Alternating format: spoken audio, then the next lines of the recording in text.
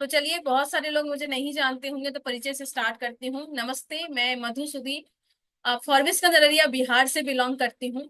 मैंने अपनी 12वीं की पढ़ाई वहीं पे कंप्लीट की। और बचपन से मुझे बताया गया था कि बेटा पढ़ो लिखो तभी जा। एक लोअर मिडिल क्लास की बच्ची जिसको लगता है कि पैसा कमाना बहुत कठिन है, पैसा कमाना ही है, क्योंकि बचपन से ही हमने वो मजबूरियां देखी थी।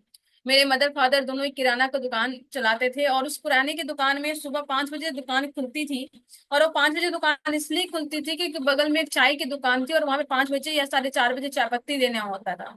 तो एक कस्टमर के लिए सुबह 5 बजे दुकान खुल जाती थी और रात के 10-11 बजे तक वो दुकान चलती थी। और लगभग इतने घंटे काम करने के बावजूद भी कई बार पैसों के लिए संघर्ष करते हुए मैंने अपने माता पिताजी को देखा।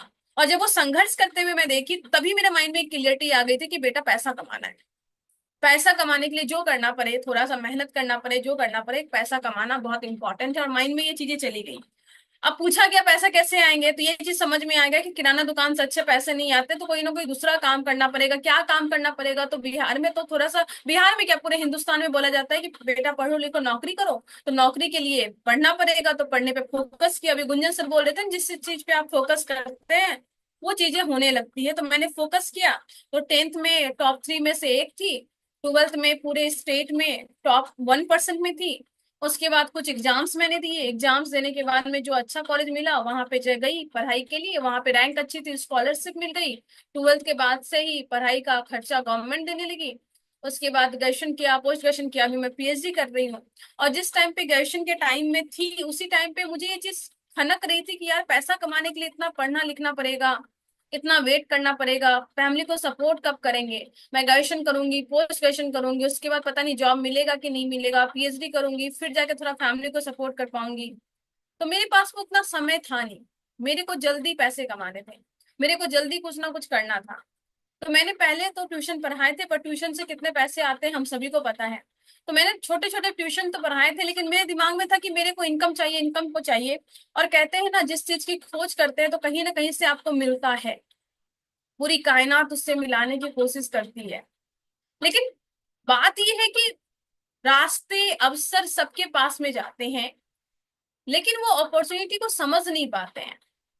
पर मैं इस बात के लिए ऊपर वाले का शुक्रगुजार हूं कि मुझे जब आरसीएम मिला, भगवान ने इतनी बुद्धि दी, समझने की शक्ति दी कि मैं ये समझ सकी कि हाँ, ये काम मुझे शायद करना चाहिए। पर फिर भी विजन क्लियर नहीं हो रहा था। मतलब कि करने का, वो जो फास्ट करने का डिसीजन था ना, वो नहीं कर पा रही थी। और यहीं पे रोल आता है अपलाइन का। बहुत सारे लोग ऊपर नीचे चीजों को बातचीत करते हैं, पर विदाउट अपलाइन हम बहुत बड़ा काम नहीं कर पाते हैं। और यहीं पे मेरी अपलाइन का बहुत बड़ा रोल आया। मेरी अपलाइन ने मुझे एक बड़े इवेंट में लेके गई। वो बहुत दूर से ट्रैवल करके आई और मुझे पिकअप किया। पिकअप करने के बाद कोलकाता में उस टाइम पे एनिवर्सरी प्रोग्राम हुआ था, और उस एनिवर्सरी प्रोग्राम में मुझे ले जाके बैठा दिया गया।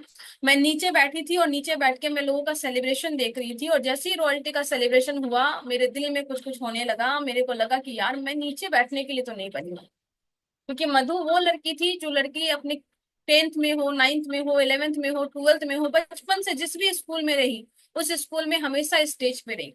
अगर उस स्कूल में कोई बड़ा प्रोग्राम होने होता था ना, और बाई चांस मैं कभी स्कूल नहीं गई, तो कई बार ऐसा हुआ है कि प्रिंसिपल ऑफिस से कॉल चला जाता था कि मधु को भेजिए, एक प्रोग्राम है, उसका मंच संचालक उसी को करना है। तो मैं वो लड़की थी। और वैसी लड़की जो हमेशा स्टेज पे रही हो, उसको अगर आप नीचे बैठा दो तो तकलीफ तो होगी। तो मेरे को बड़ी तकलीफ हुई थी उस दिन। और मेरे को लगा था कि मधु, तुम नीचे बैठने के लिए नहीं बनी हो, तुम स्टेज पे जाने के लिए बनी हो।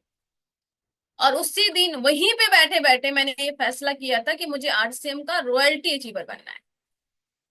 और मैं सीरियसली बता रही हूँ आपको, मेरे को उस टाइम तक पता नहीं था कि आरसीएम में रॉयल्टी अचीवर बनने के लिए कितना पीवी का टर्नओवर करना होता है। उस टाइम तक मेरे को नहीं आइडिया था, मेरे को कुछ आइडिया नहीं था। और मैं वहीं पे बैठे बैठे डिसीजन ले ली थी कि मेरे को आरसीएम में रॉयल्टी अचीवर बनना है। ये जो beginner, starter, opener, eagle, runner, winner, star, इसके बारे में मैं सोची तक नहीं। और थैंक गॉड, भगवान ने मुझे बड़ी सोच के साथ ही आरसीएम में पैदा किया। और मैं सीरियसली बता रही हूँ, आरसीएम में लोगों को पैदा तो हो जाते हैं, पैदा मतलब मैं कि लोग डिसीजन तो ले लेते हैं कि आरसीएम करना है।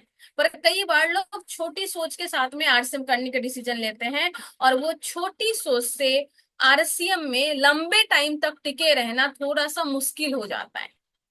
ये बहुत प्रैक्टिकल मैं आपको बताना चाहती हूँ कि आरसीएम में अगर आप छोटी सोच के साथ में आएंगे ना, तो फिर आपको लंबे समय तक टिकना बहुत मुश्किल हो जाता है। और मुश्किल इसलिए होता है क्योंकि हमें जो संघर्ष करना होता है वो कभी भी बाहर के लोगों से ज्यादा संघर्ष नहीं करना होता है, हमेशा संघर्ष आपको अपने लोगों से करना होता है।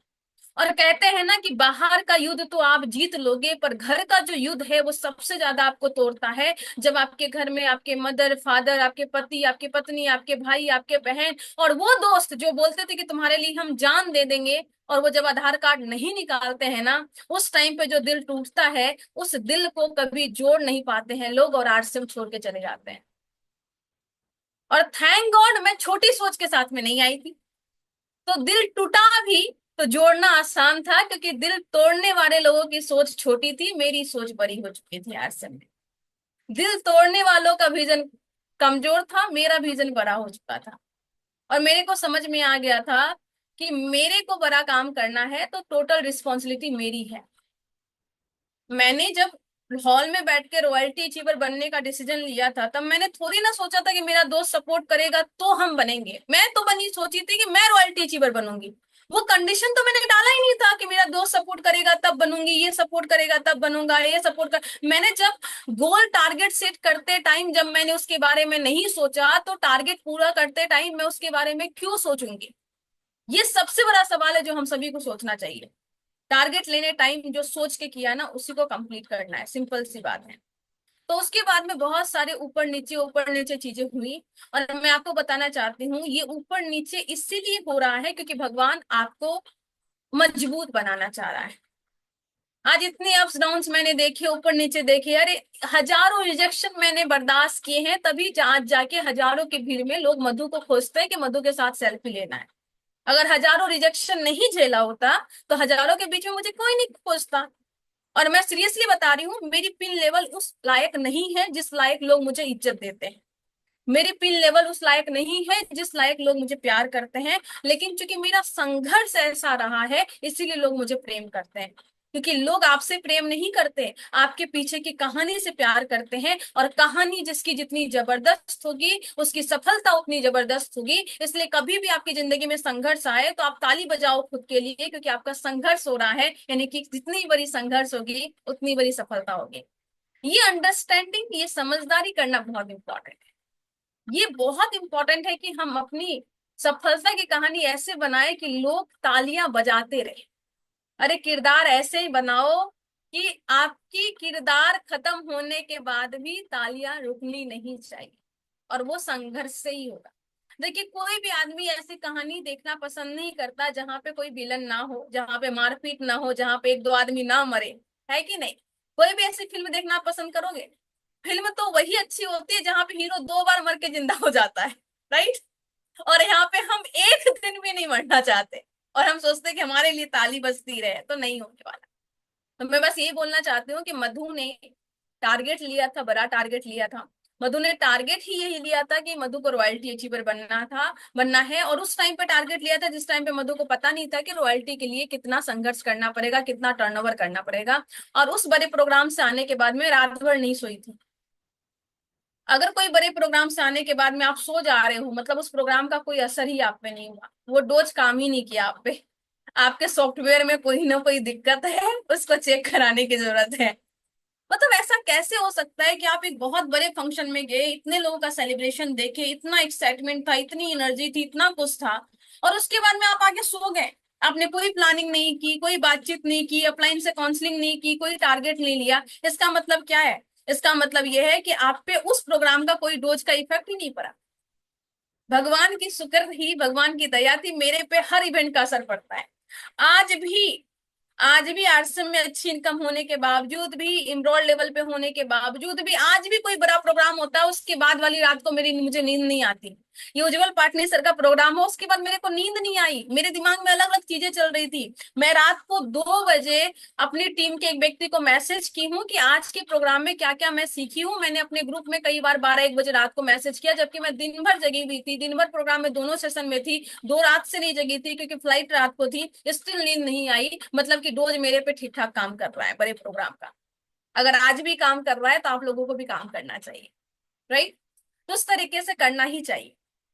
तो मैंने डिसीजन लिया, बड़े प्रोग्राम अटेंड किया, सीखने पे बहुत फोकस किया। एक चीज मेरे को क्लियर थी कि मैं कभी भी, मैं आज अभी आपको बोली ना कि मैं 10th में टॉप 3 में थी, उसके बाद 12th में टॉप 1% में थी, लेकिन मैं आपको बताना चाहती हूँ मैं कोई टैलेंटेड लड़की नहीं हूँ। दो तरह के स्टूडेंट होते हैं, एक स्टूडेंट होते हैं जो कि टैलेंट के दम पे उसका बहुत अच्छा मार्क्स आता है, और दूसरी तरह के स्टूडेंट होते हैं जिसका मेहनत के दम पे मार्क्स आता है।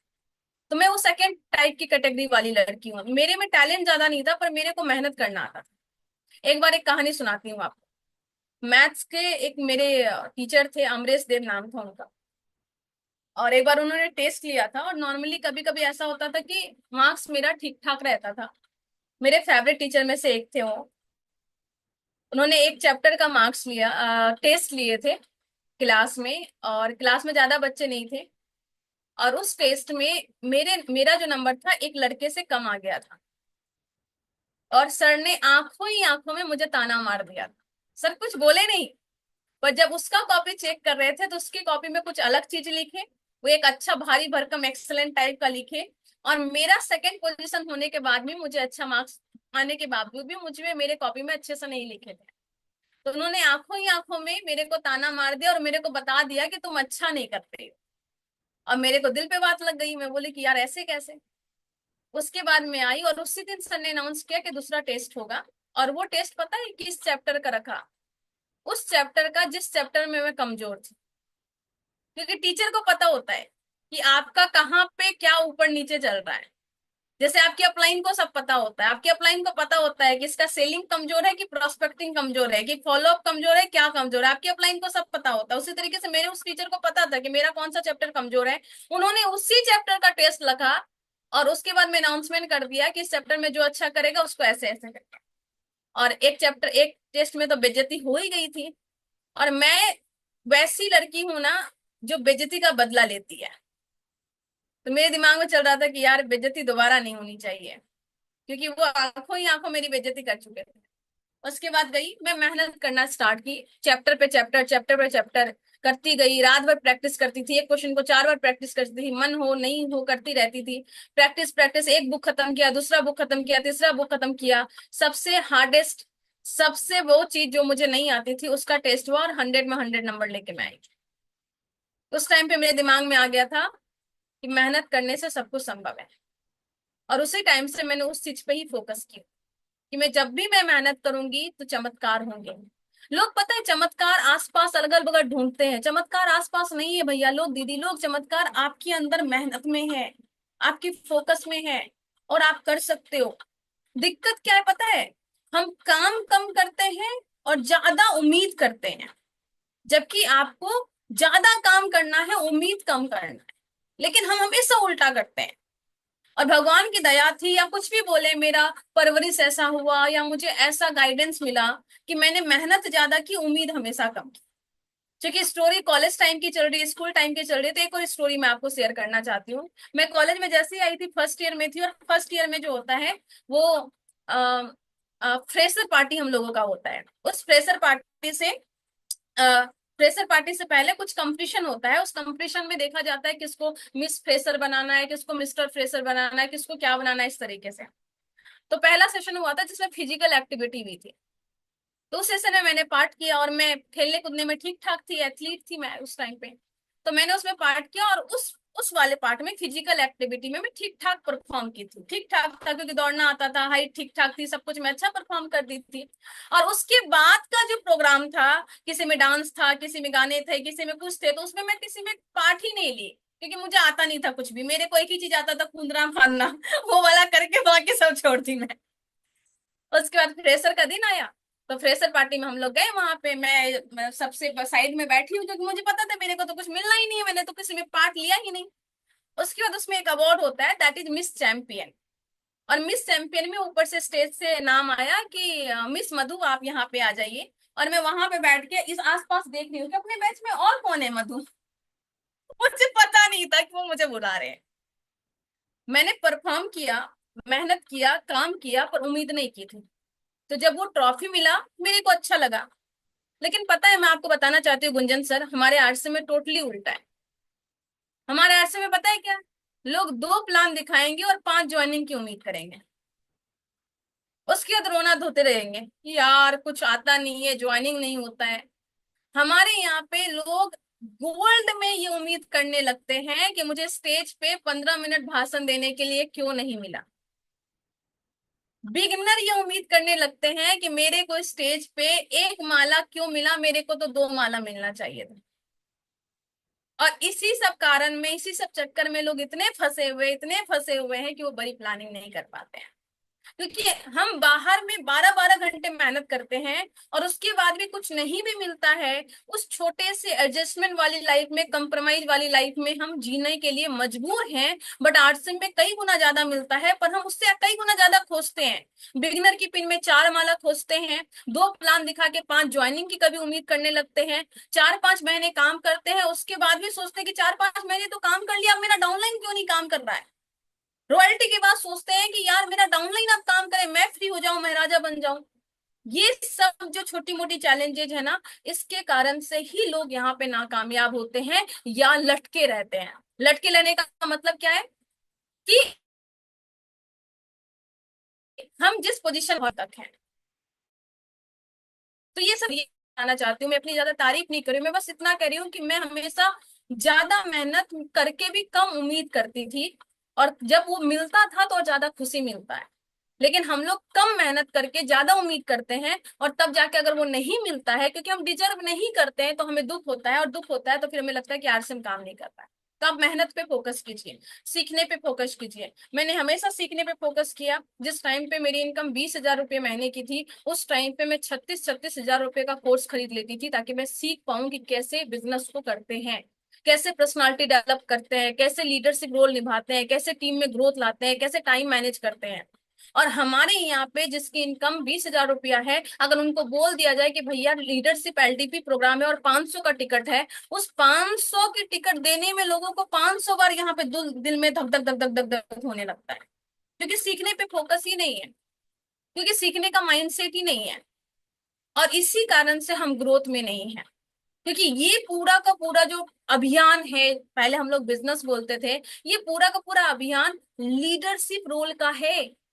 And if you are not building your leadership, अगर आप अपने लीडरशिप को बिल्ड नहीं कर रहे हैं, अपग्रेड नहीं कर रहे हैं, तो फिर आप अपनी परफॉर्मेंस को सुधार नहीं कर पाएंगे, और फिर आप बहुत अच्छा परफॉर्म नहीं कर पाएंगे। और ये लीडरशिप 1-2 दिन में नहीं आती है भैया लोग, मैं आपको बताना चाहती हूँ। बहुत घिसना पड़ता है, बहुत लगड़ना पड़ता है, बहुत छोटी छोटी चीजों और बड़ी बड़ी चीजों को सीखना पड़ता है, तब जाके आप लीडरशिप रोल में आते हैं, लीडरशिप में आते हैं। क्योंकि लीडरशिप यहाँ पे किसी चीजों को संभालने का नहीं है और किसी मशीन को संभालने का नहीं है। क्योंकि जब आप कहीं पे जॉब करते हैं, मान लीजिए कोई रेलवे में जॉब कर रहे हैं, मान लीजिए कोई बैंकिंग में जॉब कर रहे हैं, या कोई किसी और सेक्टर में जॉब कर रहे हैं, तो रेलवे में जॉब कर रहे हैं तो बेसिकली आप रेल के किसी चीज को हैंडल करोगे, रेल चलाओगे या कोई और चीज को आप चलाएंगे इस तरीके से। बैंकिंग में है तो आप पैसे गिनने का काम कर रहे हैं या कुछ ऐसे काम कर रहे हैं। लेकिन जब आप एमएलएम में हैं, डायरेक्ट सेलिंग में हैं, आप आरसीएम में हैं, तो आप लोगों को चलाने का काम कर रहे हैं। हिंदुस्तान में अभी के टाइम पे जिस सिचुएशन में हम हैं, उस सिचुएशन में अगर 2 भाई हैं, 2 भाई की अलग अलग शादी हो गई, तो 2 भाई शादी के बाद एक साथ नहीं रहते, 2 घर बन जाता है, 2 किचन बन जाता है, राइट। यानी कि 2 परिवार, परिवार का 2 भाई जो बचपन से खेला कूदा है, एक दूसरे के लिए बचपन में जान देने को तैयार था, अभी वो एक किचन शेयर नहीं कर पा रहा है। हम उस हिंदुस्तान में हैं अभी।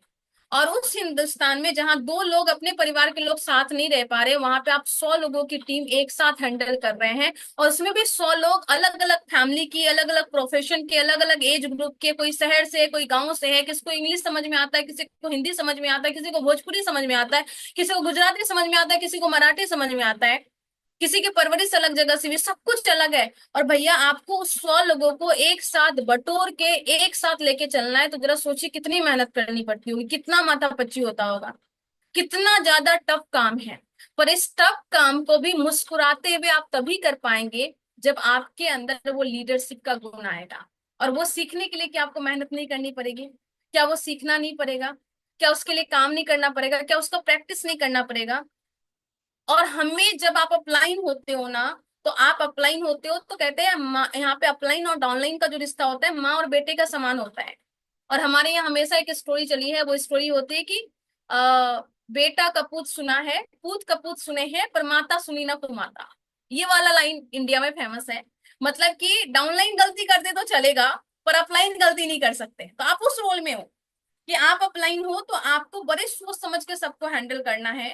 तो आपको एज ए अपलाइन बहुत अच्छे से सीखना पड़ेगा, और आसान है। अगर आप प्रेम से सीखे, अगर आप प्रेम से चीजों को लेके चले तो बहुत आसान है। तो बड़ा सोच करके सीखने वाले फेज को लेके काम करना है। अब आप में से कुछ लोग होंगे कि बड़ा टारगेट क्यों लेना है, तो मैं आपको एक एग्जांपल देके कुछ चीजें डेटा के साथ आपको बताना चाहती हूँ। मेरे पास शेयरिंग का ऑप्शन दीजिए सर थोड़ा सा, ताकि मैं शेयर कर पाऊँ, कुछ एक डेटा दिखा पाऊँ, डेटा दिखाकर थोड़ी सी बातचीत कर सकूं कि आपको क्यों बड़ा सोचना है, और वो उसका आंसर आप लोग ही मुझे देंगे। जस्ट मैं एक चीज ड्रॉ करना चाहती हूँ, और कोई वॉलेंटियर बन के मुझे थोड़ा सा आंसर कीजिएगा, राइट। तो गुंजन सर आप वॉलेंटियर कर लेंगे। जी जी यस। हाँ चलिए, मैं आपसे पूछना चाहती हूँ, और वो पूछना चाहती हूँ, और ये डेटा मैंने कई बार लोगों को दिखाया है कि क्यों अपने को बड़ा टारगेट लेके आर्ट्स में काम करना है। वो इसलिए काम करना है। अब मैं आपसे एक सवाल पूछना चाहती हूँ, आई डोंट नो क्या बता रही है। हाँ, एक सवाल पूछना चाह रही हूँ। वो सवाल ये है कि सर, एक मार्केट होता है जिसको हम लोग बोलते हैं ट्रेडिशनल मार्केट। वो कहाँ, वही वहां पे कोई जॉब कर रहा है, कोई बिजनेस कर रहा है, या कुछ भी कर रहा है, ठीक है। उस ट्रेडिशनल मार्केट में, उस जॉब में सर, अगर मैं आपसे पूछूं कि उस सेक्टर में 5,000 रुपये कमाने क्या बहुत ज्यादा मुश्किल है क्या सर? हाँ उसमें तो इजी है। इजी है ना? पांच यस। हजार कमा सकते हैं। कहीं पे छोटी मोटी नौकरी कर लिया, कहीं पे ठेला लगा लिया, कहीं पे कुछ कर लिया, ट्यूशन पढ़ा लिया। अगर दिन भर ट्यूशन भी कोई बच्चा पढ़ा लेता है तो वो महीने का 5,000 तो कमा ही सकता है। यस और नो सर? यस। यस। 10,000 रुपये। 10,000 उससे थोड़ा और मुश्किल लगता है, 5,000 से ज्यादा थोड़ा मुश्किल है। हाँ, ट्रेडिशनल मार्केट में 20,000 कमाना और मुश्किल है। और मुश्किल है। 50,000, ये भी और उससे भी ज्यादा मुश्किल है। ये मुश्किल हो गया। अगर मैं बोलूं कि अगर आपको 1,00,000 रुपया कमाना है बाहर में जॉब से या कोई काम करके, तो यहाँ तो पीढ़ियां निकल जाती है। पीढ़ियां निकल जाती। अगर मैं 2 लाख बोलूं तो? ये तो लोगों की सोच ही नहीं बनती ट्रेडिशनल मार्केट में। 5 लाख बोलूं तो? इसके लिए सोच ही नहीं बनती। और ऐसे अगर बढ़ती रहूं मैं तो कुछ लोग बोलेंगे कि जूम मीटिंग से भागना स्टार्ट हो जाएंगे कि मैडम पगला कर रही है, पता नहीं क्या क्या बात कर रही है ना? है ना? Yes yes. तो देखिए, बाजार में क्या है, मार्केट में क्या है, 5,000, 10,000, 20,000, यहाँ तक लोग कमा ही रहे हैं। ये आसान ही है, लोग कमा ही रहे हैं। छोटा मोटा काम करके, कुछ चीजें करके, कोई भी आप काम करोगे, 5,000, 10,000, 20,000 कमाना आसान ही है। सही बोल रही हूँ Gunjan sir? Yes yes. Right. अगर मैं बात करूं आरसीएम की सर, तो फिर क्या होता है? आरसीएम में जो पहला 5,000 है ना, वही कमाने में पसीने छूटते हैं। क्या मैं सही बोल रही हूँ? राइट है। अब ये 5,000 जो होता है ना, बड़ा मुश्किल होता है। यहाँ पे ये आसान होता है, ये थोड़ा सा मुश्किल होता है, ये थोड़ा टफ होता है। इससे जो नीचे आता है ना, 2 लाख, 5 लाख, ये इम्पॉसिबल सा होने लगता है। क्या मैं सही बोल रही हूँ? यस। बहुत लोगों के लिए इम्पॉसिबल सा होने लगता है। ये है बाहर की भाषा। समझने की कोशिश कीजिएगा, लोग आश्रम छोड़ के क्यों जाते हैं। आश्रम छोड़ के इसलिए जाते हैं क्योंकि बाहर में 5,000, 10,000, 20,000 कमाने हुए लोगों को देखते हैं कि लोग कमा लेते हैं, यार भाई कोई भी काम करते हैं 5,000, 10,000 कमा लेते हैं। लेकिन जैसे ही आश्रम में वो आते हैं, तो वो 5,000 की इनकम लेने के लिए, मतलब कि ओपनर, ईगल, ये इनकम लेने के लिए, यहाँ पे जाने के लिए लोगों को बहुत मेहनत करनी पड़ती है। अब बोलेंगे कैसी मेहनत? तो देखिए, पहले तो माइंडसेट पे काम करनी पड़ती है कि आपको आरसीएम करना है। और पीछे में बहुत सारे लोग हैं मना करने के लिए, आपके पति, आपके दोस्त, आपके पत्नी, आपके माता पिताजी, आपके सब लोग मना कर रहे हैं। और उस ना से आपको निकलने में बहुत एनर्जी लग रही है, मतलब सब लोग पीछे खींच रहे हैं, पर आप बोल रहे हो नहीं मेरे को करना है। उसमें भी तो ताकत जा रही है। जब आपने डिसीजन लिया कि मेरे को आरसीएम करना है, उसके बाद अपलाइन बोलते हैं चलो ठीक है, प्लान सीखो, कैसे बताना अभियान के बारे में। अब एक आदमी जिसने 10 साल पहले पेन छोड़ दिया है, वो पेन को पकड़ा ही नहीं है, वो बस पेन को कब पकड़ता है? जब उसको बैंक में जाके साइन करना होता है। उसके अलावा वो पेन पकड़ता ही नहीं है। अगर आप उसको बोल रहे हो चलो कॉपी लो, डायरी लो, पेन लो और पकड़ो, प्लान के बारे में सीखो, तो वो लोग लगता है कि यार फिर से पढ़ाई करनी पड़ेगी। उनको सेमिनार में लेके आओ, उनको बोलो कॉपी डायरी पेन लेके लिख लिखो, तो बोले कि डायरी पेन लेके आना होता है सर, हम तो ऐसे ही आ गए सिनेमा देखने के लिए। तो हर एक चीज में संघर्ष है यहाँ पे, राइट। प्लान सीखना होगा, प्रोडक्ट सीखना होगा, लोगों का ना सुनना होगा। और जब आदमी, देखिए आरसीएम में या आरसीएम में छोड़िए, हिंदुस्तान में किसी भी आदमी का कुछ हो ना हो, एक चीज बहुत बड़ी होती है, पता है क्या बड़ी होती है?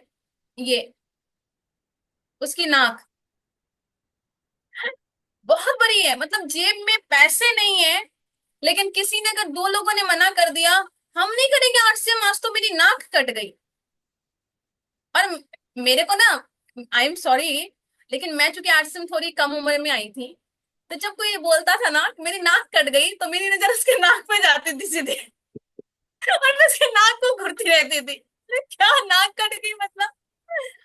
एक मिडिल क्लास आदमी के पास में कुछ हो ना हो, लेकिन बोलता है कि मेरे पास में बहुत इज्जत है।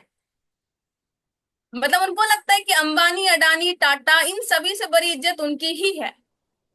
लेकिन मैं और सभी लोग पूछते हैं कि ये इज्जत आरसीएम में जब ना सुनते हैं तभी याद आती है, कि जब दूध वालों का पैसा बाकी रहता है तब भी याद आता है, जब बच्चे को सरकारी स्कूल में डालते हैं तब भी याद आता है, जब अच्छे डॉक्टर के पास इलाज नहीं करवा पाते तब भी आता है, जब घर सही समय पे नहीं बनवा पाते तब भी याद आता है, जब बच्चा कोई डिमांड करता है तब भी इस इज्जत की बात आती है, याद की नहीं आती है। कि बस आरसीएम करने के टाइम में, लोगों को प्लान दिखाने के टाइम में, फॉलो अप करने के टाइम में, लोगों का बार बार ना सुनने के टाइम पे ही लोगों की इज्जत की बात आती है। दिक्कत तो यही है कि आरसीएम में ज्यादातर लोगों को पता ही नहीं है कि हमें कहाँ संघर्ष करना और कहाँ समझौता करना है। और जहां संघर्ष करना है वहां समझौता करते हैं, और जहां समझौता करना है वहां पे संघर्ष करते रहते हैं। लोग जिंदगी भर भागते रहते हैं 10, 20, 50 हजार कमाने के लिए, लेकिन 5 साल अगर भाग जाए तो 5 लाख पे पहुंच सकते हैं, इसकी कोई आइडिया ही नहीं है उनको। और लोग भागे जा रहे हैं, भागे जा रहे हैं, भागे जा रहे हैं। मैं मुंबई गई थी और मैं वहां पे 3 दिन में रही वहां पे, और 3 दिन में लगभग मैं 3 बार लोकल ट्रेन गई, और वहां पे सब टाइम सुबह शाम लोगों को भागते भी देखी मैं। लोग चलते नहीं वहां पे, आप खड़े रहोगे ना, लोग भागते हैं। मेरे को कोलकाता मेट्रो का, कोलकाता लोकल का अच्छा खासा आइडिया था। स्टिल मैं वहां पे पहुंची ना, तो मेरे को क्रॉस करने में सोचना पड़ता था कि लोग भागे जा रहे हैं, भागे जा रहे हैं, और मेरे को चिंता थी कि मैं अगर क्रॉस करूँ कोई गिर ना जाए। लोग भाग रहे हैं। और भैया लोग, ये एक दिन की बात नहीं है, वो हर दिन भाग रहे हैं। और क्या हम सच में इस जीवन में भागने के लिए ही आए हैं? तो आरसी में पता है दिक्कत क्या होती है? दिक्कत ये होती है कि लोग जब बड़ी सोच के लिए नहीं आते हैं ना, तो जब वो बड़ी सोच के लिए नहीं आते हैं तो उनको लगता है कि भाई 5 हजार के लिए इतना आरसी में मेहनत करना पड़ता है, इससे अच्छा तो यहीं पे कमा लेते हैं। और जब उनको लगता है कि ये बहुत ज्यादा मेहनत करनी पड़ रही है, रिजेक्शन है, तो लोग यहाँ से यहाँ पे स्विच कर जाते हैं। और इसीलिए लोग छोड़ के भागते हैं, क्योंकि लोगों को समझ में ही नहीं आता कि इस 5 हजार में और इस 5 हजार में क्या अंतर है। ये 5 हजार, भैया लोग, ये 5 हजार नहीं है, ये 5 हजार तो स्कॉलरशिप है जो आरसीएम सीखने पे आपको मिल रही है। समझने की कोशिश कीजिएगा। ये 5 हजार स्कॉलरशिप है जो आपको आरसीएम सीखने पे मिली है। ये तो बस अभी आप आरसीएम को सीखे हो, ये बेस बना है। इसके बेस पे आप बड़ी बड़ी बड़ी बड़ी इनकम ले पाएंगे। अब जो ये 5 हजार करते हुए समझ गया कि ये 5 हजार ये मेरी आरसीएम में इनकम नहीं है, ये मेरी स्कॉलरशिप है जो कंपनी ने मुझे दी है, कि मैं अब आरसीएम सीख चुका हूँ। सीख चुका है मतलब अब मेरे को प्लान आता है, प्रोडक्ट आती है, रिजेक्शन फेस करना आता है, ऑब्जेक्शन हैंडलिंग आती है, और सारी चीजें आती है। Now I am ready to do RCM. ये वाला फर्स्ट स्टेप है। इस चीज को समझना बहुत इंपॉर्टेंट है कि सीखने का पैसा मिला है आपको, आपको काम करने का पैसा नहीं मिला, ये स्कॉलरशिप आपको मिला है, राइट। अब ये 5 हजार में आपने सीख लिया सब कुछ। अब जब सीख लिया, इस 5 हजार का नेटवर्क बना लिया, तो अब आपके टीम में कोई ना तो कोई होगा। जब आप यहाँ पे 5 हजार कमाए हो, तो कोई ना कोई तो होगा जिसको 500 गया होगा, किसी को 700 गया होगा, किसी को 800 गया होगा, किसी को 1000 गया होगा, राइट, गया होगा ना। गुंजन से यस, सही बोल रही हूँ? Yes, yes. अब ये 1000 वाला कोशिश करेगा ना कि आपको 5 हजार आया है तो मेरे को भी 2000 आ जाए। तो जब ये 1000 वाला मेहनत करेगा, जब ये 500 वाला मेहनत करेगा या करेगी, ये 700 वाली जब मेहनत करेगी, 800 वाली जब मेहनत करेगी, तो इस 5 हजार को 7 हजार में तब्दील होने में क्या सेम मेहनत लगेगी कि उससे कम मेहनत में अब हो जाएगा? मेहनत करेंगे। थोड़ा सा कम मेहनत में होगा। क्या मैं सही बोल रही हूँ? सब लोग एग्री करते हैं ना? तो 5,000 कमाना बहुत टफ होगा। लेकिन अब चूंकि आप सब कुछ सीख चुके हैं, अब आपको प्लान समझ में आ चुका है, अब आपको सब कुछ गेमिंग पता चल गया क्या करने से क्या आता है, तो अब 5,000 से 7,000 जाना आपके लिए थोड़ा सा आसान होगा। सही बोल रही हूँ गुंजन सर? Yes yes. और जब यहाँ पे पहुंचेंगे, जैसे आप पहुंचे, आपको एक अचीवर बने और आपके टीम में कोई पे कोई सेमिनार हुआ, और जब सेमिनार हुआ तो आप स्टेज पे गए, और स्टेज पे गए तो आपके पिन का सेलिब्रेशन हुआ, और सेलिब्रेशन होके आपके जब गले में माला पड़ी, और आपकी फैमिली जो इधर एक वाइफ खड़ी थी, इधर आपके बच्चे खड़े थे, जब उस वाइफ ने और बच्चे ने देखा, बोला कि अरे काम तो सही कर रहा है, हम भी लोग डाउट कर रहे थे इसके काम पे, आज तक के काम में इनको कोई इज्जत नहीं मिली, आज आश्रम में 2-3 महीने में इन्होंने 7,000 की इनकम ली और इनको इज्जत मिल रही, मतलब काम ठीक ठाक कर रहे हैं। तो पहले जो वाइफ आपके लिए दरवाजा नहीं खोलती थी रात को लेट से आने पे, या अगर आपके हस्बैंड जल्दी ऑफिस से आ जाते थे और सही टाइम पे चाय नहीं मिलने पे आप पे गुस्सा करते थे, अब वो हस्बैंड बोलने लगे हैं कि ठीक है लेट हुए कोई बात नहीं, मैं पानी पी के बैठा हूं, तो आराम से चाय बना ले, तो और ताकत मिलेगी ना काम करने में। तो इस 7,000 से 10,000 में आने में अब आपकी फैमिली का भी सपोर्ट मिलेगा, तो 10,000 कमाना और आसान हो जाएगा कि नहीं हो जाएगा? Yes yes. सही बोल रही हूँ? अब जब 10,000 आया और टीम बनी थोड़ी सी और अच्छा हुआ, 10,000 से 20,000 कमाना और आसान हो जाएगा। यस सही बोल रही हूँ? अब यस। जैसे 20,000, 25,000, 30,000 की इनकम आई, मतलब स्टार या रॉयल्टी की इनकम आई, अब और अच्छा सेलिब्रेशन और इज्जत और एक्सेप्टेंस। अब जो लोग बोलते थे पहले, जब आप प्लान दिखाने के लिए जाते थे कि भाई पहले तू चेक बना ले फिर मैं आऊंगा, अब आप उसको चेक दिखाते हो कि ले भैया बन गया मेरा 20,000 का चेक, चल आप ज्वाइन कर, चल आप काम कर, चल आ गई रॉयल्टी, अब आप रॉयल्टी कर। तो अब क्या होगा, टीम में कुछ स्टार्टअप होंगे, कुछ अच्छे से चीजें होंगी, सिस्टम बिल्डअप होगा। और मैं सही बता रही हूँ मैं अपने बारे में, मैंने 20,000 रुपये आरसीएम से कमाने के लिए जो नाक लग रही हूँ ना, जो लगकर के मेहनत की हूँ, वो मेहनत, उसका 50% भी मेहनत नहीं हुआ होगा, मेरा चेक 50,000 का हुआ था। मैं सीरियसली बता रही हूँ, मेहनत करने का रूप बदल जाता है। यहाँ पे यही वाला है ना, इम्पॉसिबल सा लगता है, लगता है चेक आएगा नहीं आएगा, ये इम्पॉसिबल सा लगता है।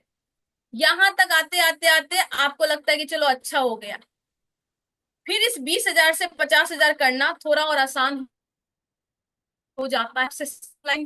प्रॉपर काउंसलिंग के साथ में बातों को मेरा पकड़िएगा, आसान है। Smart work plus hard work, system plus counselling, ये चारों चीजों की बात है। अगर आपका सीखने पे फोकस है तो अब आपका 50,000 आसान हो जाएगा। आरसीएम ही है जहां पे जो टफ इनकम होती है वो इनकम कहीं ना कहीं आसान हो जाती है, और 50,000 से फिर 1 लाख आसान होने लगता है, 2 लाख आसान होने लगता है, 5 लाख आसान होने लगता है। मैं एक छोटा सा एग्जाम्पल देती हूँ जिनको समझ में नहीं आता है। मान लीजिए मैं इमरोल्ड पोजीशन पे हूँ, मेरी कोई ना कोई अपलाइन होगी जो रूबी या स्टार रूबी के पोजीशन पे होंगी, यस होंगी। यस। अब जो स्टार रूबी की पोजीशन पे है, मान लीजिए इनकम इनकम कुछ है, मान लीजिए छोटा सा इनकम, मान लीजिए 5 लाख की इनकम है, मान लीजिए छोटा सा इनकम बोल रही हूँ, 5 लाख की इनकम है, 5 लाख पे वो है, मैं यहाँ पे 2 लाख की इनकम पे मान लीजिए हूँ, तो मेरे टीम में कोई ना कोई 80-90 हजार की इनकम पे होंगे। अब 80-90-30-40-50 हजार की इनकम वाले जब काम करेंगे तो ये 2 लाख वाला आसानी से स्मार्ट वर्क करके ये 3 लाख में तब्दील हो जाएगा। क्या मैं सही बोल रही हूँ? यस। जैसे ही 3 लाख 4 लाख में तब्दील हुआ तो वो जो 5 लाख वाला बंदा है वो अपने आप 7 लाख पे पहुंचेगा कि नहीं पहुंचेगा? उस 5 लाख से 7 या 8 लाख पहुंचने में उन्होंने कितनी मेहनत की है? Almost no. काउंसलिंग की होंगी, सेमिनार की होगी, थोड़ी ट्रेनिंग की होंगी, तो आसान हुआ कि मुश्किल हुआ ये बताइए? आसान हुआ ना? तो लोगों को इसलिए समझ में नहीं आता है क्योंकि यहाँ पे गेम ही उल्टा है पूरा का पूरा।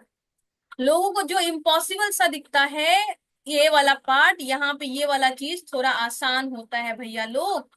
और आप ये 5,000 कमाने के लिए काम नहीं कर रहे हो, आप इस आसानी तक पहुंचने के लिए आरसीएम में काम कर रहे हो। और जिनको ये बात समझ में आ जाती है ना, वही इस 5,000, 7,000, 10,000, 20,000 में टिकते हैं। अदरवाइज लोग बैक टू नॉर्मल लाइफ चले जाते हैं, ये जानते हुए कि वो जिंदगी भर इसी में झूला झूलेंगे, कभी भी यहाँ तक नहीं पहुंच पाते। लेकिन अगर आपने इसको ओवरकम कर लिया, आपने इसको बर्दाश्त कर लिया, इसके संघर्ष को बर्दाश्त कर लिया, इस पत्थर की मार को सह लिया, उस रिजेक्शन को फेस कर लिया, उस टफ टाइम में जहां पे सब लोग बोलेंगे कि तेरे से नहीं हो पाएगा, उस टफ टाइम में हिम्मत बांध करके अपना पूरा जोर लगा के 20,000 25,000 तक टिक गए ना, तो मैं 100% बोलती हूँ कि 1 लाख भी आएगा, 2 लाख भी आएगा, 5 लाख भी आएगा। अभी मेरा टेंशन कुछ है ही नहीं, मेरा टेंशन बस एक ही चलता है कि 5 लाख कैसे करना है, 10 लाख कैसे करना है, 20 लाख की इनकम कैसे करनी है, यही सोचना होता है। अब ये वाली कैलकुलेशन ज्यादा लोगों को पता नहीं है, लेकिन मैं आपको बताना चाहती हूँ, जब मैं आई थी उस टाइम पे ये कैलकुलेशन मेरे को समझ में आ गया था, और मैं फर्स्ट टाइम से, जब मेरी इनकम 5,000 भी नहीं थी, तब भी मैं इस 1 लाख और 5 लाख के लिए काम कर रही थी, और यही सोच था। पहले मैं नहीं देखती थी कितना आया कितना नहीं आया। पहले के टाइम पे आता 1,000 था और खर्चा मेरा 3,000 हो जाता था। मैं अपने स्कॉलरशिप के पैसे से, ग्रेजुएशन के टाइम पे मेरा जो पर मंथ का स्कॉलरशिप था वो 5,000 रुपये महीने का था। उस 5,000 रुपये महीने के पैसे से मैं प्रोडक्ट लेके आती थी और किसी को प्रोडक्ट देती थी, वो बंदा प्रोडक्ट का पैसा नहीं देता था, मेरा प्रोडक्ट का पैसा फंस जाता था, 5,000 मार्केट में लगा रहता था और आरसीएम से आता था 2,000। इस हालत में मैंने बिजनेस डेवलप किया है, इस हालत में मैंने किया है। और ये सबके साथ में आता है, लेकिन लोग कैलकुलेशन करते हैं, 5,000 चला गया, 500 टिकट में चला गया, सेमिनार में इधर चला गया, इधर चला गया, इधर चला गया। ये चवन्नी सब जोड़ने में लोग इतने अस्त व्यस्त हैं कि उनको लाखों की इनकम नहीं दिखती है। लेकिन भगवान की कृपा से ये चवन्नी जोड़ने में मैं कभी बिजी नहीं रही, कभी मैंने नहीं भेजा। ये मैं इस चवन्नी को, सेमिनार का पैसा, ये पैसा, फील्ड वर्क, ऐसे वैसे ये जो लग रहा था, दैट इज माई इन्वेस्टमेंट। और इससे बड़ा रिटर्न कहीं पे है तो मुझे दिखा दीजिए। अरे 5,000 का प्रोडक्ट में मार्केट में लगा भी दिया तो आज 2 लाख आ रहा है। अब जोड़िए कितना परसेंट का ग्रोथ है मेरा इन्वेस्टमेंट में। 10,000 का टिकट अगर सेमिनार में लगा भी दिया, अभी नेक्स्ट जनरेशन का प्रोग्राम आ रहा है 25 तारीख को, नेक्स्ट जनरेशन के प्रोग्राम में मैंने अगर लगा ही दिया मान लीजिए 50,000, और मेरा 1 साल के बाद मेरा चेक 3 लाख आ गया, तो वो एक महीना थोड़ी 3 लाख आएगा, तो हर एक महीना 3 लाख आएगा। अब मेरी ROI बताइए, रिटर्न और इन्वेस्टमेंट। मेरी इन्वेस्टमेंट मैंने 50,000 किया और हर महीने 3 लाख का चेक आए, इससे बड़ा इन्वेस्टमेंट क्या हो सकता है, इससे बड़ा रिटर्न क्या हो सकता है भैया। आप गुजराती लोग हैं, आपको क्या बिजनेस सिखाऊं मैं। लेकिन एक बिहार में बैठी हुई जॉब माइंडसेट वाली लड़की को अगर ये कैलकुलेशन समझ में आ गया, तो आप तो गुजराती हो, आपको तो ये कैलकुलेशन और अच्छे समझ में आना चाहिए कि इससे अच्छा इन्वेस्टमेंट कोई नहीं है। एक ऐसा इन्वेस्टमेंट जो ना सिर्फ आपकी इनकम को बढ़ाता है, आपकी पर्सनालिटी, आपकी कम्युनिकेशन, आपकी इज्जत, आपका नाम, सब कुछ को बढ़ा देता है, और ना सिर्फ आपकी इनकम को बल्कि आपकी कई जनरेशन की इनकम को बढ़ा देता है। एंड आप जनरेशनल वेल्थ क्रिएट करते हो, आप पैसिव इनकम क्रिएट करते हो। अब जरा सोचिए कितना बड़ा चीज है, और ये चीज समझ में नहीं आ रही अपने को। और ये समझ में नहीं आएगी तो फिर क्या समझ में आएगी। कहते हैं ना, ये चीज समझ में नहीं आएगी मतलब कि आपको चवन्नी समझ में आ रहा है जो मार्केट में अभी दिख रहा है। 1 रुपया छोड़ के आप उस चवन्नी के पीछे भाग रहे हैं, और वो चवन्नी है जो कभी भी गायब हो जाएगी, वो असली चवन्नी की तरह। चवन्नी गायब हो गई ना, अभी मार्केट में कहाँ है। तो जो जॉब आपको दिख रही है ना, वो जॉब अभी आपको दिख रही है, बट आपको भी नहीं पता कि वो जॉब रहेगी कि नहीं रहेगी। और मैं बोल रही हूँ, आप जिस जॉब के पीछे आज भाग रहे हो ना, वो जॉब कर रहेगी कि नहीं रहेगी। और मैं आपको एक एग्जांपल देती हूँ, एक छोटा सा एग्जांपल जो हमेशा मैं देती हूँ। आप में से कितने लोग हैं जो आप पैसा निकालने के लिए बैंक में जाते हैं, फॉर्म भरते हैं और पैसा निकालते हैं? कितने लोग हैं? ज्यादातर लोग एटीएम का यूज करते होंगे। और मैं आपको बताना चाहती हूँ, एटीएम का यूज भी जब कैश निकालने का होता होगा, अदरवाइज आप यूपीआई यूज करते होंगे, गूगल पे, फोन पे, पेटीएम, भीम, वही सब यूज करते होंगे। अब मुझे बताइए, जो बैंक में लोग थे पैसा गिन के आपको देते थे, उस लोगों का क्या हुआ? लोग नौकरी नौकरी बोल रहे हैं भैया, जिसकी नौकरी थी उसकी बच नहीं रही है, और आप नई नौकरी की बात कर रहे हो। मैं आज के टाइम पे लोकल ट्रेन की टिकट भी आरसीएम, सॉरी, देखिए आरसीएम का ऐप ही दिमाग में आता है। मैं आज तक आए में लोकल ट्रेन का टिकट भी मैं ऐप से ही बुक करती हूँ। लोकल ट्रेन की टिकट की बात कर रही हूँ, लोकल ट्रेन की बात कर रही हूँ। मैं तो कई बार से वो काउंटर पे नहीं गई, जहाँ पे 4 काउंटर थे वहां पे वो 2 काउंटर हो गए, 2 काउंटर से 1 काउंटर हो गए। कल मैं मुंबई में गई तो वहां पे कोई काउंटर ही मुझे नहीं दिखा, 4 मशीन खड़े कर रखे थे। और मुंबई एयरपोर्ट पे पानी लेने के लिए कोई दुकान नहीं था, वहां पे एक मशीन थी, उसके अंदर पानी का बोतल था, जैसे स्कैन करो, पे करो, और पानी का बोतल निकल रहा था। कहाँ गई वो सब चीजें? ये था, मैं वीडियो बना के लाई हूँ, मैं ग्रुप में शेयर करूंगी आप। अब बताइए, लोग बोल रहे नई नौकरी, नई नई नई नौकरी, भैया जिसकी नौकरी थी उसकी नहीं बच रही है, आप नई नौकरी की बात कर रहे हो। तो अपना ना, पता है हम लोग है ना, पता नहीं अंग्रेजों के जमाने में जी रहे हैं। सामने चीजें हो रही है बट देखने को तैयार नहीं है, आंख खोलने को तैयार नहीं है। शत्रुमुर्ग एक पक्षी है, उस पक्षी का एक आदत है, वो आदत क्या है पता है? वो आदत ये है कि जब उसके पास में आंधी तूफान बहुत कुछ आने लगता है ना, तो वो मिट्टी खोदती है और अपना सर जो है उस मिट्टी में घुसा देती है। या कोई कुछ जानवर आता है या कोई खतरा आता है तो मिट्टी खोद के सर को अंदर घुसा देती है, और उसको लगता है कि वो प्रॉब्लम को नहीं देख पा रहा है, तो प्रॉब्लम उसको नहीं देख पा रही। और हम लोग भी आंख बंद करके खड़े हैं कि प्रॉब्लम तो को तो हम नहीं देख पा रहे, मतलब प्रॉब्लम नहीं है। भैया प्रॉब्लम है। अगर प्रॉब्लम को आंख खोल के नहीं देखोगे तो प्रॉब्लम आपको खा जाएगी, आप विलीन हो जाओगे। तो जितनी जल्दी हो सके उस प्रॉब्लम को देखिए।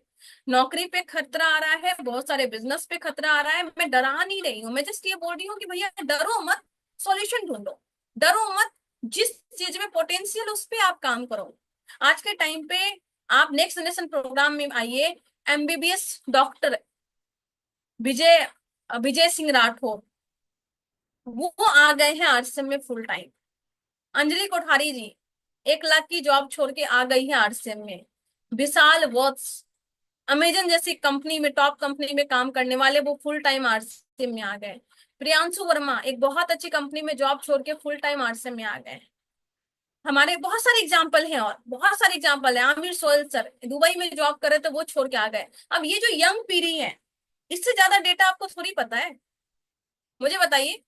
विशाल वत्स भाई से ज्यादा डेटा पता है, अंजलि कोठारी से ज्यादा डेटा पता है, एमबीबीएस डॉक्टर से ज्यादा डेटा पता है, अमीर सोहेल, प्रियांशु वर्मा, ये सबसे ज्यादा डेटा पता है आपको।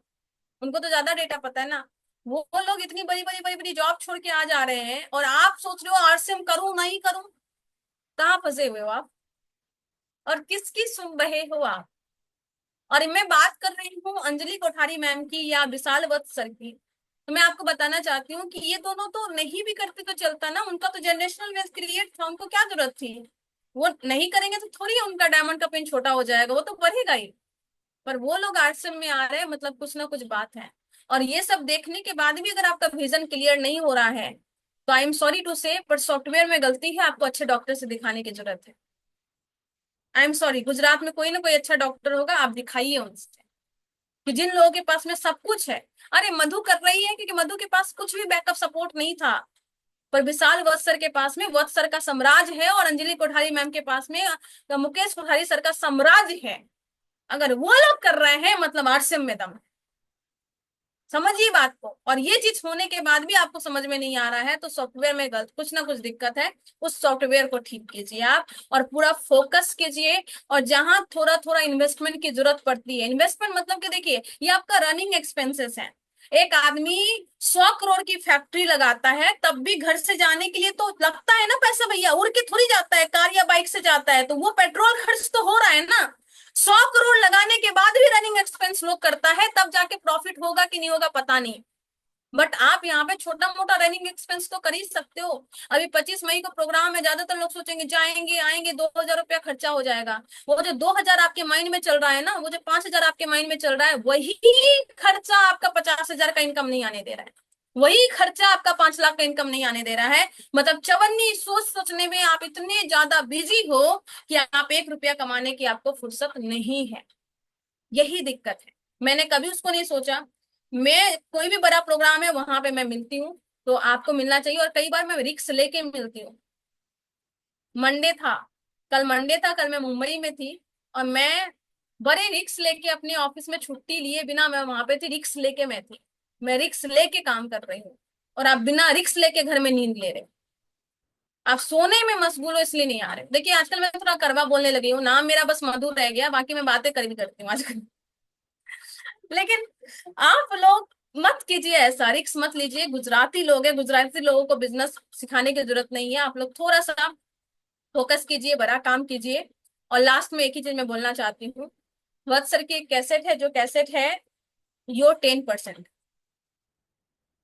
और ये इंपॉर्टेंट बात है, जब लास्ट में मैं आपको बोल के जा रही हूँ।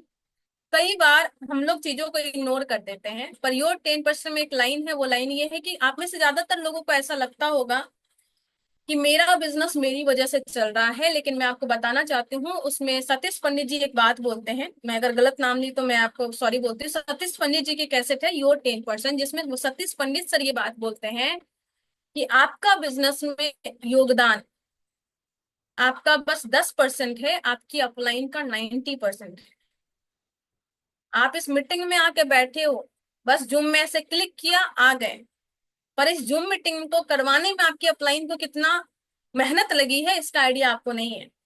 गुंजन सर कई महीनों से मेरा फॉलो अप कर रहे थे, और अनफॉर्चुनेटली वो इस टाइम पे फॉलो अप करते थे जिस टाइम पे मेरा टाइम नहीं होता था, लेकिन ये टाइम बड़ी मुश्किल से सेट हो पाया। तो आप तो मीटिंग में बस आ गए, पर सर ने कितनी मेहनत की, और इस मीटिंग में आपके 4 लोग आके बैठे, और उस 4 में से अगर एक का भी सॉफ्टवेयर थोड़ा ठीक हुआ, आई एम सॉरी टू से ऐसा वर्ड इस्तेमाल कर रही हूँ, पर एक का भी सॉफ्टवेयर में मेरी बात आ गई और उसने कुछ बिजनेस कर लिया, तो आपको क्या लगेगा मेरे बदौलत बिजनेस बढ़ा है? जी नहीं, ये आपकी बदौलत बिजनेस नहीं बढ़ा, ये गुंजन सर की वजह से आपका बिजनेस मिला है। बस आप कंफ्यूजन में हो कि आपके कारण से बिजनेस बढ़ा है, और आरसीएम में ज्यादातर लोग कंफ्यूजन में। तो आप अपलाइन का रोल को समझिए, वो डायरेक्टली आपको नहीं दिखेगा पर इनडायरेक्टली वो सब कुछ करती है, और आपको अपलाइन के प्रति समर्पित होके काउंसलिंग लेके ट्रस्ट रख के आपको करना चाहिए। आरसीएम में एक और दिक्कत होती है, जैसे ही छोटी मोटी अचीवमेंट आती है तो हमें लगता है कि हम ही महान हैं, अपलाइन को अब कुछ नहीं आता। और अपनी अपलाइन चूंकि हमें ज्यादा पता नहीं लार प्यार से रखती है, खुद ही फोन करती है, आप फोन नहीं करोगे तब भी फोन करेगी, आप कुछ बोल दोगे फिर भी वो थोड़ा गुस्सा भी हो जाएगी, तो 4 दिन के बाद शांति से बोलेगी ठीक है अपना ही आदमी अपना ही बच्चा है फोन कर लेते हैं। तो इतना भाव दे देती है ना अर्सिम की अपलाइन कि लोगों को लगता है हम ही सवा शेर हैं, और हम उसको तवज्जो नहीं देते। गुंजन सर ऐसा हो रहा होगा आपके साथ में पता नहीं, मैं तो यूनिवर्सल प्रॉब्लम की बात कर रही हूँ जो हमारे साथ भी होता है। तो हम तवज्जो नहीं देते, और कई बार हम अपनी अपलाइन पे ट्रस्ट नहीं करते। मैं कल मोहन सर से बात कर रही थी, मोहन सर को मैं बता रही थी कि सर मेरा बिजनेस को इंक्रीज होने में जो सबसे बड़ा योगदान है वो योगदान ये है कि मुझे याद है 2017 से लेकर 2025 तक एक भी मोमेंट मतलब 1 सेकेंड के लिए भी मेरा कभी मेरी अपलाइन यानी मोहन सर पे 1% भी डाउट नहीं हुआ, कभी नहीं हुआ। मतलब सीरियसली बता रही हूँ, कभी भी नहीं हुआ, कभी भी ऐसा नहीं लगा कि सर मेरे बारे में नहीं सोच रहे हैं, या मेरे साथ कुछ गलत कर सकते हैं, या मेरा बिजनेस में कुछ ऐसा हो सकता है, या सर मेरे बारे में प्लानिंग नहीं कर रहे, ऐसा 1% भी नहीं लगा, 1 सेकेंड के लिए भी नहीं लगा। वो ट्रस्ट लेवल उस लेवल का था मेरे अपलाइन मेरा और मेरे अपलाइन के प्रति। और शायद यही कारण है कि मेरे अपलाइन ने मेरे पे फोकस किया, बहुत अच्छा काम किया। तो मैं आप सभी को एक लाइन लास्ट में बोलना चाहती हूँ कि आप सभी लोग अपनी अपलाइन, आपके अपलाइन गुंजन सर हो सकते हैं, इमीडिएट अपलाइन जो भी है उस पर भरोसा कीजिए, ये आपकी कामयाबी में सबसे बड़ा चीज होगा। आपकी अपलाइन कई बार चीजें नहीं बोलेगी क्योंकि अपलाइन के पास इतना काम होता है ना, वो हर एक चीज थोड़ी आपको बोलेगी वो क्या कर रही है नहीं कर रही है, लेकिन हमेशा भरोसा रखिए कि आपकी अपलाइन सिर्फ और सिर्फ आपकी कामयाबी के लिए मेहनत कर रही है, सिर्फ और सिर्फ आपकी कामयाबी के लिए। ये ट्रस्ट रखेंगे तो बहुत अच्छा होगा। और मैं आपको एक लास्ट में एक चीज बोलना चाहती हूँ, लेवल को अचीव कीजिए इस महीने। मार्च का क्लोजिंग आपने तो अच्छे से कर दिया होगा सब लोग, और ज्यादातर लोग आज मार्च वाले नशे में आज भी होंगे। मैं सीरियसली बता रही हूँ गुंजन सर, कुछ लोग मार्च के नशे से अभी तक निकले ही नहीं है, वो अभी भी मार्च के नशे में है। मार्च में इतना अच्छा कर दिया उसी नशे में अभी तक झूल रहे हैं, वो भूल गए हैं। और मैं आपको याद दिला दूं कि मार्च का पेमेंट बन जाएगा, लेकिन अप्रैल का पेमेंट बनाने के लिए आपको अप्रैल की क्लोजिंग अच्छे से करनी कीजिए। और एक अच्छा लीडर वो होता है जो जिस टारगेट को अचीव कर ले उससे नीचे कभी भी नहीं आए, और पता है इससे आपका आत्मविश्वास बढ़ता है। एक लीडर वो होता है जिसका कॉन्फिडेंस बोलता है। अब मान लीजिए आपने 20,000 की क्लोजिंग की होगी मान लीजिए मार्च में, और इस महीने अगर आप 15,000 पे अटक गए तो आपका कॉन्फिडेंस जाने अनजाने गिरेगा। गुंजन सर सही बोल रही हूँ? और वही 20,000 की क्लोजिंग में अगर आपने 21,000 कर लिया ना, तो आपका सीना है ना 52 इंच से सीधे सीधे 156 इंच का हो जाएगा। पता है क्यों? वो 1,000 भी बढ़ा, लेकिन कहाँ से बढ़ा? आपका मैक्सिमम से बढ़ा। और ये छोटा मोटा कॉन्फिडेंस जो हर महीने बढ़ता है ना, वही एक बड़े लीडर का जन्म करता है। एसोसिएट बायर तो बहुत सारे हैं आरसीएम में, पर लीडर कितने हैं? और मैं एक चीज बोलना चाहूंगी, एसोसिएट बायर के बाद अचीवर्स भी बहुत सारे हैं। जो मार्च में आके अपना पिन ले लिए, लेकिन लीडर वो है जो अप्रैल में मेंटेन कर ले। तो अपने आप को सीना पे एकदम हाथ रखिए और बोलिए कि मैं उस कलेजे वाला आदमी हूं जो कि अपना टारगेट को या तो मेंटेन करूंगा या तो बड़ा करूंगा। अरे 1 पीबी ज्यादा कीजिए, 1000 पीबी ज्यादा कीजिए, 100 पीबी ज्यादा कीजिए, लेकिन ज्यादा होना चाहिए, मार्च से ज्यादा होना चाहिए। अब कुछ लोग बोलेंगे कि अब कैसे करेंगे, आज तो 29 तारीख हो गया। भैया मार्च में 2 दिन में कितना बिजनेस बढ़ाए थे, ये सोचो, पहले खुद से पूछो। मार्च में 2 दिन में कितना बिजनेस बढ़ाए थे आप लोग, कितना पीवी बढ़ाए थे? और अगर आपको याद नहीं है तो आरसीएम के ऐप में एक ऑप्शन है लास्ट मंथ पीवी देखने का, डेट वाइज, उस पर जाइए और देखिए कि आपका 28 तारीख को क्लोजिंग कितना था, या 29 तारीख मार्च को क्लोजिंग कितना था, और आपने 31 मार्च को क्लोजिंग कितना किया है।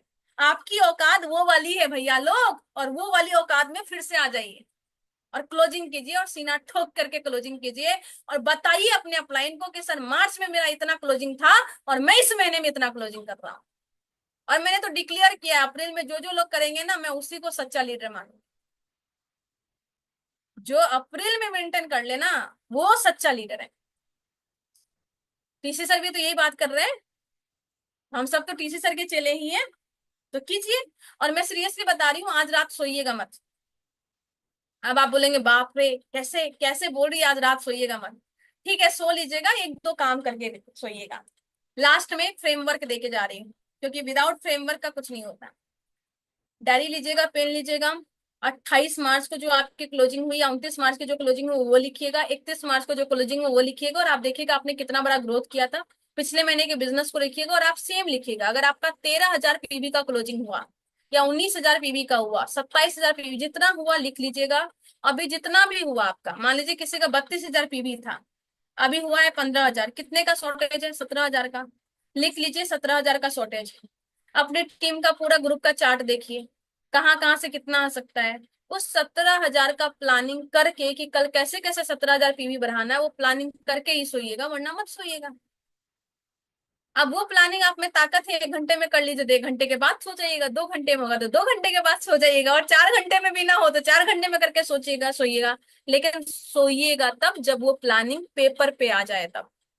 कि जब तक पेपर पे नहीं आएगा तब तक कल यथार्थ में नहीं हो पाए। सिंपल सी बात बताते हैं।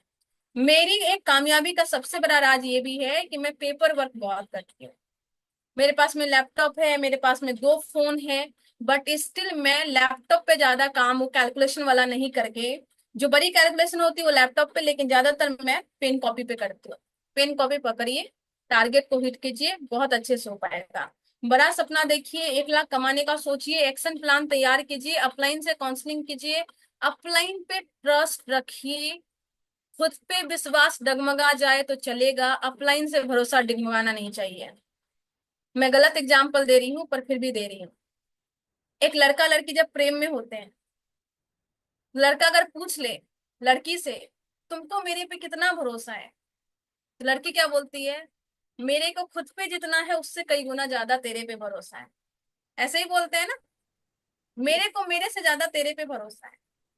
तो अगर कहीं पूछे अपलाइन आपकी कि आप तुम्हें मेरे पे कितना भरोसा है, तो बोलिएगा मेरे को मेरे पे जितना भरोसा है उससे कई गुना ज्यादा आप पे भरोसा है।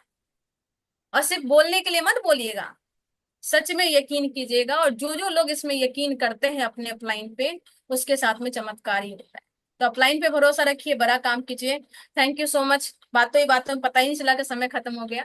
तो थैंक यू सो मच, बहुत अच्छा लगा आप लोगों से मिलके। Over to Gunjan sir, thank you so much. अगर मेरी बातों से कुछ भी आपको बुरा लगा हो तो मैं हाथ जोड़ के माफी मांगती हूँ। गुजरात के वासी हैं, मस्त काम कीजिए, और पूरे के पूरे वर्ल्ड में, वर्ल्ड इसलिए बोल रही हूँ कि ग्लोबल कंपनी हम होने जा रहे हैं, पूरे के पूरे वर्ल्ड में अपना बहुत बड़ा काम कीजिए। Thank you so much, over to Gunjan sir. जी, थैंक यू, धन्यवाद। बहुत ही बढ़िया शानदार प्रोग्राम रहा आज का, जबरदस्त आपने जो पॉइंट दिया वो मैंने डायरेक्ट व्हाट्सएप में नोट भी किया है। वाकई में आज जो हमको जानने को मिला, वाकई एक पॉइंट दिया, 2 तरह के व्यक्ति होते हैं, एक टैलेंटेड और एक मेहनती। हो सकता है टैलेंटेड व्यक्ति जीते या ना जीते, लेकिन मेहनती व्यक्ति हमेशा जीतता है। बहुत ही बढ़िया पॉइंट है। दूसरा बात बताइए, उम्मीद कम करो, मेहनत ज्यादा करो। यहाँ पे बताया गया है, कई लोग बिगनर आके उम्मीद करते हैं ज्यादा माला की, ज्यादा सम्मान की। तो आज से हमको एक काम करना है, उम्मीद कम रखना है और मेहनत ज्यादा करना है, ताकि उम्मीद से ज्यादा हम पा सके। तीसरी बात बताइए, छोटी सोच के साथ आरसी में टिकना मुश्किल है। बड़ी सोच के साथ आरसी में टिक जाओगे, डायमंड तक हो सकते हैं, जा सकते हैं, लेकिन सोच कभी छोटी नहीं होनी चाहिए। मेहनत से सफलता की चाबी खुलती है। मेहनत पे फोकस करना है, लीडरशिप के लिए तैयार होना है। और लीडर तब तैयार होता है जब हर माहौल, हर परिस्थिति को वो समेटता है और हर परिस्थिति में वो जी के दिखाता है और अपने टीम के लिए एक रोल मॉडल बनता है। फिर बताया समझौता कहाँ करना है और संघर्ष कहाँ करना है, वो हमें पता होना चाहिए। और आरसी में सीखने का पैसा मिलता है, सबसे बड़ी बात। जो शुरुआत के अंदर 5,000 जो बताया गया, वो हमको सीखने का मिलता है। मार्केट में, बाजार में, ट्रेडिशनल मार्केट में काम करने का मिलता है और यहाँ पे सीखने का लाखों रुपया मिलता है। फिर एक बात बताइए, ज्यादा बर्दाश्त करने वाले लोगों को इनकम भी ज्यादा आती है। जो कम बर्दाश्त करते हैं उसको इनकम भी कम आती है। तो ज्यादा बर्दाश्त करना सीखना है। और एक शानदार बात बताई, चवन्नी में बिजी मत रहो, वरना नोट कभी नहीं आएगी। जैसे कि अभी 25 तारीख को प्रोग्राम है नेक्स्ट जनरेशन का, कई लोग गिनती करेंगे तो चवन्नी में रहेंगे, तो नोट कभी नहीं कमा पाएंगे। चीजों उससे डरो मत, उसका सोल्यूशन ढूंढो।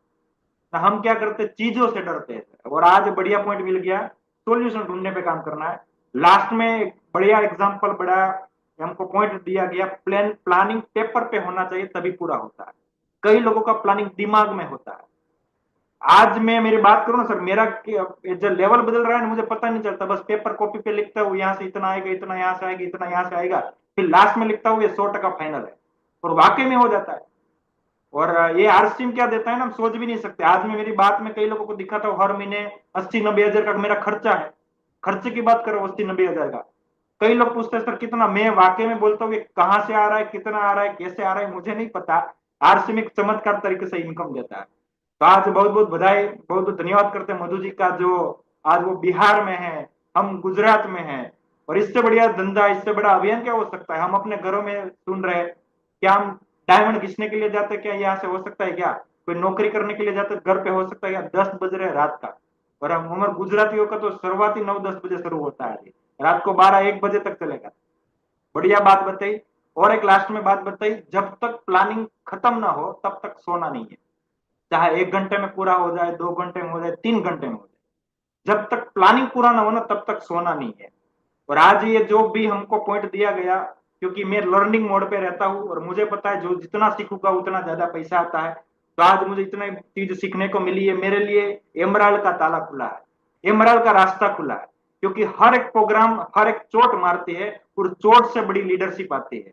तो अगर हम सीखने के लिए तैयार होता है ना, तो आज का जो प्रोग्राम है, मिला तो फ्री में है, लेकिन हमको इसकी कीमत अदा करनी है। और एक बात ध्यान में रखना है, आज के प्रोग्राम से जो मिला और उसके कारण से हमारी जो कामयाबी आती है, उसके कारण से हमारा लेवल बदलता है, या फिर सॉफ्टवेयर में, जैसे मधु जी ने बताया सॉफ्टवेयर यानी कि सोच, उसमें फर्क पड़ता है। तो हम तहे दिल से धन्यवाद करेंगे, हर दिन धन्यवाद करेंगे कि उस दिन मधु जी का प्रोग्राम मिला था और उस प्रोग्राम के कारण मुझे ये पॉइंट मिला था। इस पॉइंट के कारण आज मेरा लेवल बदला, मेरा सॉफ्टवेयर ठीक हुआ, मेरी टीम में ग्रोथ हुई। तो वैसे भी टीसीजी ने बोल दिया है, मार्च से ज्यादा अप्रैल का वादा करना है, उस पर काम करना है। तो कितना पीछे हुआ था वो चेक करके हम इस महीने में मेंटेन करेंगे और इससे भी ग्रोथ करेंगे।